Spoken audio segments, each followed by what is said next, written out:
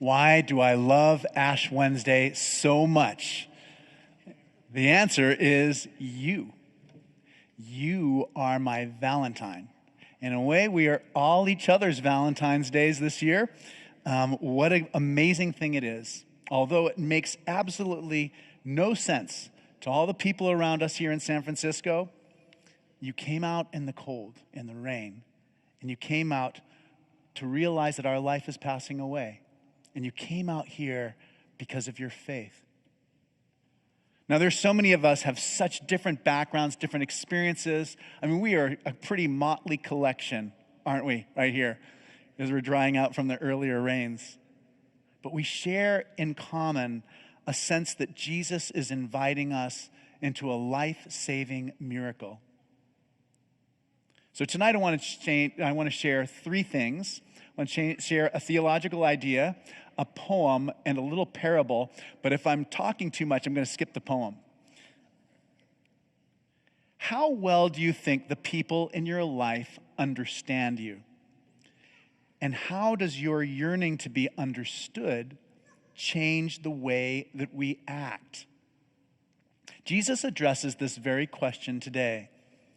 Now, Greek has different words for seeing. Some people say that there's three, but there's far more than that. When we hear in the reading tonight repeatedly, your Father who sees in secret will reward you, the Greek word for that is blepo, and it means the physical act of seeing. So it's like to see someone physically with one's eyes. But at the very beginning of the reading, Jesus uses a different word for seeing, and it's the only time he uses it during the reading. And it's when he warns us to beware of practicing your piety before others in order to be seen by them.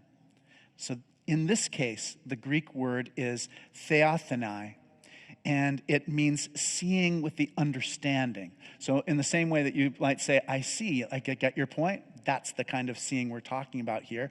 And you can recognize it's related to our word for theory, our word for theorizing, but it's also connected to the place where we learn about human nature by seeing into various characters. It's related to our word theater or theatrical. Now, the preacher Sam Wells compares the religion of ancient Israel to a great theater.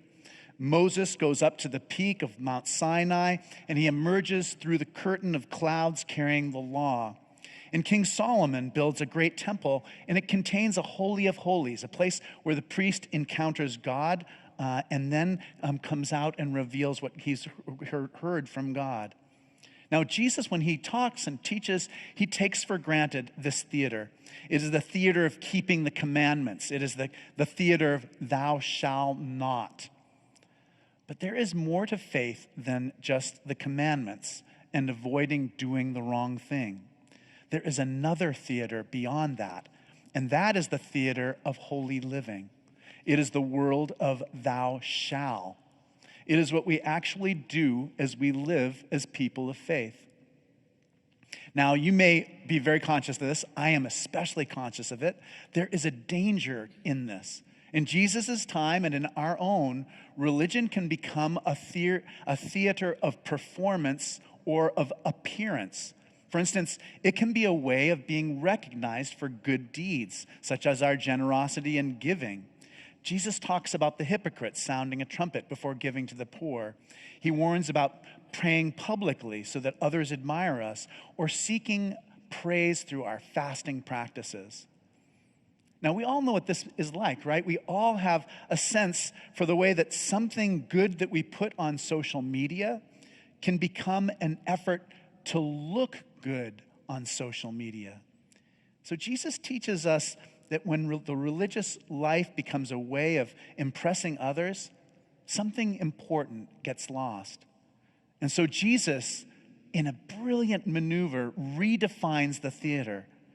And so instead of being actors in front of an audience that is the world, Jesus asks us to be disciples with God as our true audience.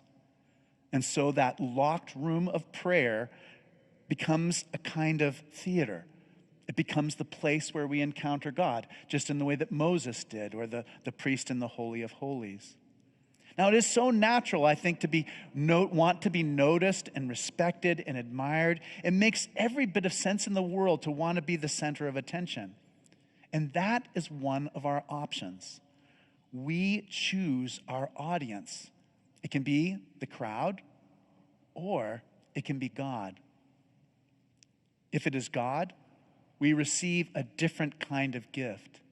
It is the gift of a secret, a kind of intimacy with God that nothing, not life or death, can break. Now, the theater of the crowd and the theater of the locked room involve the suspension of disbelief. They both are games that have certain kinds of rules. We call the players in them actors.